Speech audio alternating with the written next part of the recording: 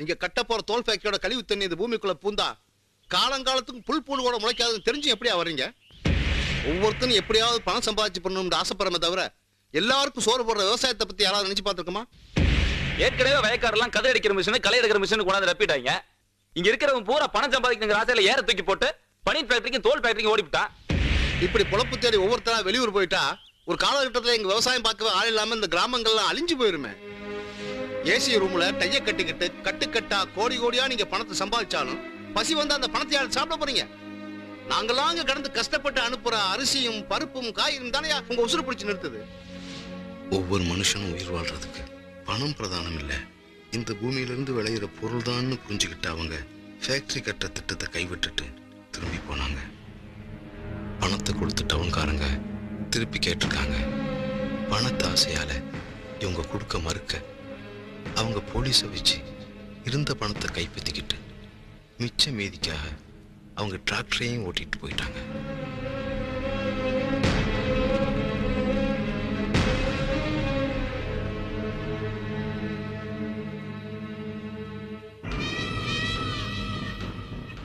அவங்களுக்கு ஏற்பட்ட அவமானத்துக்கு நான் தான் காரணம்னு நினைச்சு எங்களை பழி வாங்க கல்லுவட்டுக்கார யாருக்கும் தெரியாம எங்க கிணத்துல விஷத்தை கலந்திருக்கான்.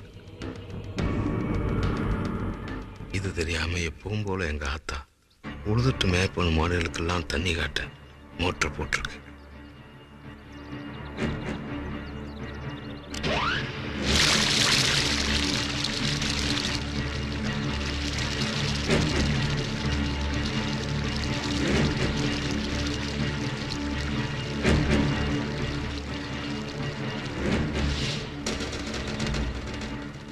உழைச்ச கலப்புல அந்த வாயிலா ஜீவங்க ஓடி போய் வாய்க்கால் வந்து தண்ணியை குடிக்க விஷம் கலந்த தண்ணி அத்தனை மாடுகளையும் பழி வாங்கிடுச்சு.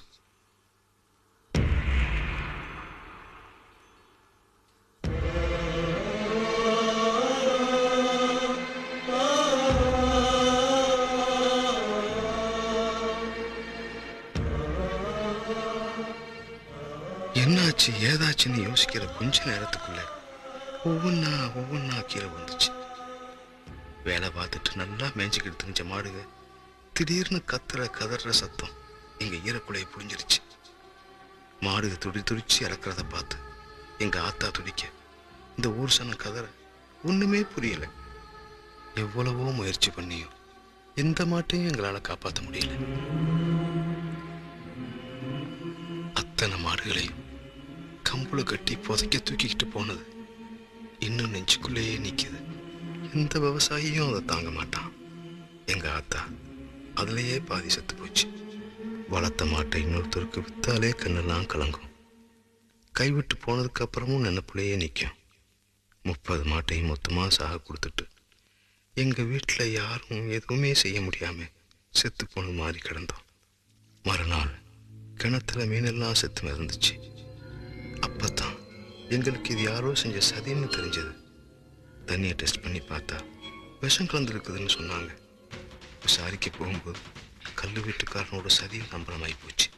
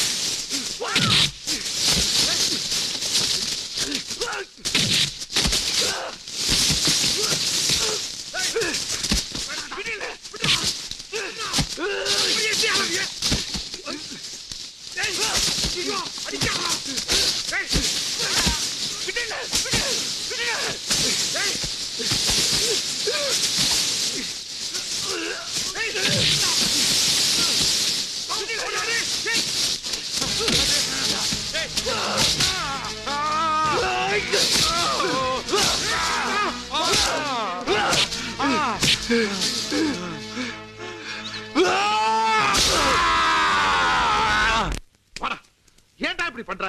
அவன் பண்ணா நானும் பண்ண. அவன் பண்றானா நீ அதையே பண்ணணுமா? இப்ப என்ன பண்ண சொல்ல நீ? கோர்ட்டு கேஸ்னா யாரா போறது? நான் தான் போறேன். கொண்டு போறது இந்த தப்பே இல்ல. வம்பே வேணாம்டா. வாடா. அவங்க தெரிஞ்சு வாங்கிடுற. மறுபடியும் ஏதாவது பிரச்சனை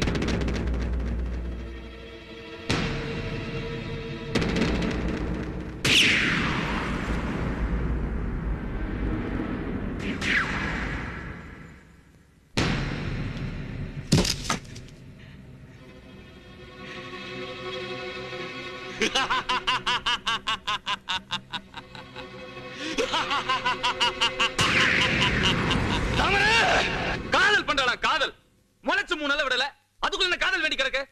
இத்தனை பேர் கேட்டு இருக்குன்னா பதில் பேசாம குத்துக்கல்மா கொஞ்சம் சும்மா இருந்து போடா. அவளை அடிச்சு விட்டா எல்லாம் சரியா போமாடா. என்ன நீ அவளை தூக்கி வச்சு கொஞ்சம் சொல்றியா? நடந்து போச்சு. இப்ப என்ன பண்ண சொல்ற அவளை? அதட்ட உன் தங்கச்சி பண்ணது மட்டும் நியாயமா? என்னத்தான் நீயும் புரியாம பேசிட்டு இருக்க? யாரடா புரியாம பேசுறா? தப்புன்னு தெரியுதுல்ல. வெட்டணும்டா அவளை. இப்படியே எல்லாரும் வெட்டணும் குத்தணும் சொல்லியிருந்தா நம்ம மேல வெறுப்பு தான் வரும். அப்புறம் நம்ம சொல்றது எப்படி கேப்பா? நீ ரொம்ப செல்லம் கொடுக்குற தம்பி. நான் மட்டுமா செல்லம் கொடுத்தேன்? எல்லாரும் தான் கொடுத்து தோச்சான். அதுக்காக அவ பண்ணிட்டு வந்தது சரின்றியா? அது இல்லக்கா, யோசிப்பக்கா. அடுத்து என்னன்னு தெரியணும்ல. என்னங்க அடி போடிங்க கொன்றுவேன். பேசிட்டு இருக்கோம்ல. அடல பேசுறோம்.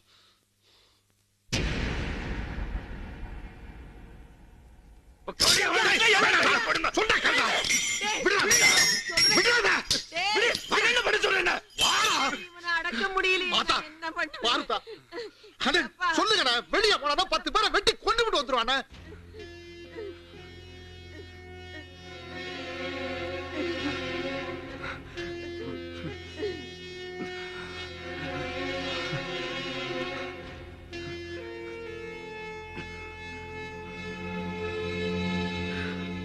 நீங்க சண்டை போட்டு எனக்கு இது ஜோசியமா தெரியும்.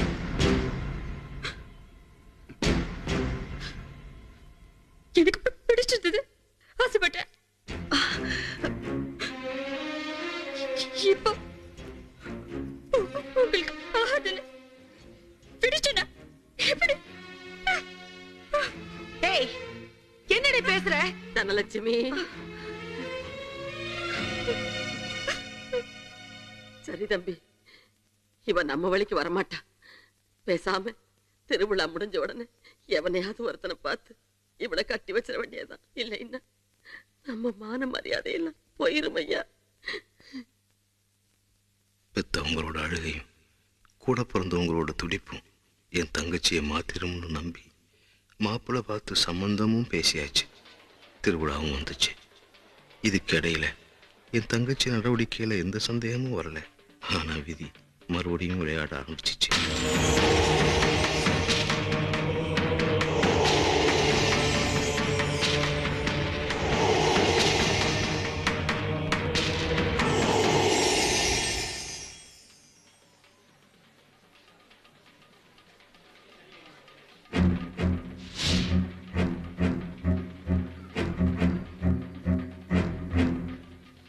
உனக்கு கல்யாணம் பண்ணி போறாங்க தெரியுமா?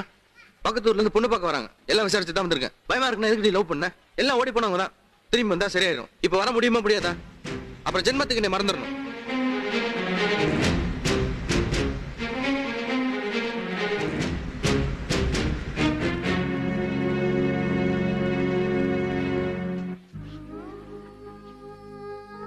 பிறந்ததிலிருந்து இது வரைக்கும் தப்பு எதுவும் பண்ணதில்லை. யாரையும் கெடுத்து வாழ்ந்ததில்லை. தர்மத்துக்கு புறம்பா நடந்ததில்லை. தலை நிமிர்ந்து நடந்த குடும்பம். என் தங்கச்சி பண்ணிட்டு போன அந்த விஷயத்தால தலை குனிஞ்சு நினைச்சு இழந்த கௌரவம் எங்களுக்கு திரும்ப கிடைக்கும்னு தோணல. எல்லாருமே செத்து போற நிலைமையில இருந்தோம். இது எதுவுமே தெரியாம மடியில தூங்கிக்கிட்டு இருந்த அந்த குழந்தைங்களை எப்படி சாகடிக்க முடியும்? தடுமாறி என்ன செய்யறதுன்னே தெரியாம வெளியில வந்து யார் முகத்தையும் பார்க்க முடியாம இருட்டின வீட்டுக்குள்ளேயே உட்கார்ந்துருந்தோம்.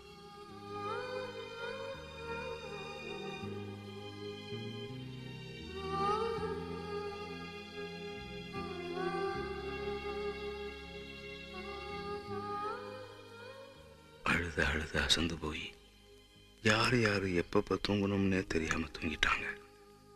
ராத்திரி எல்லாம் யோசிச்சோம். மனசு ஒரு நிலைக்கு வரல. தொண்டை வறண்டு தாகம் எடுத்தப்பதான் எனக்கு எங்க வீடே மயான மாதிரி இருக்கிறது தெரிஞ்சிச்சு. மனசு படபடன்னு அடிச்சு பயம் வர ஆரம்பிச்சிருச்சு.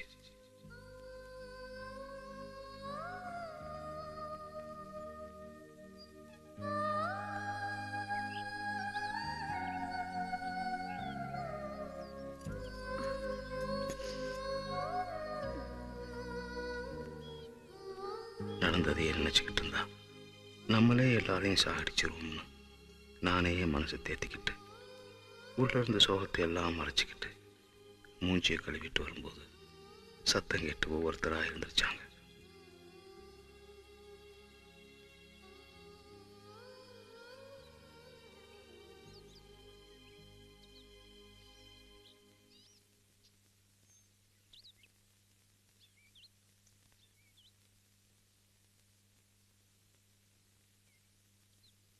அத்தா அத்தா அத்தா அத்தா அத்தா